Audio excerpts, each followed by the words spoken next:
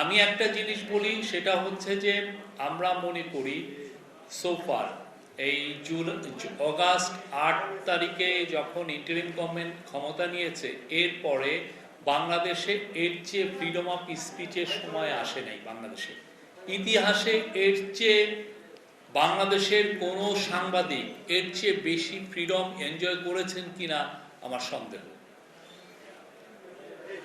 আমরা কাউকে, আপনারা দেখেন না, আপনারা যে রাতের বেলা দেখেন হাজার হাজার বক্তব্য, মানে আমি বলবো যে ডজনকে ডজন বক্তা বিভিন্ন কথা বলছেন, অনেকে মিথ্যা কথা পর্যন্ত বলেন, ঠিক না? এই কিন্তু জার্নালিজমে এই পরিবেশটা আমরা চাই, কিন্তু আমরা সেই পরিবেশের জায়গা না দেখে আমরা দেখছি যে কেউ কেউ বলতে চাচ্ছেন যে না, সেই আগের চেয়েও খারাপ অবস্থা, 3 জন সাংবাদিকের চাকরি চলে গেছে, অতএব আগে কি এই ঘটনাটা ঘটেছে?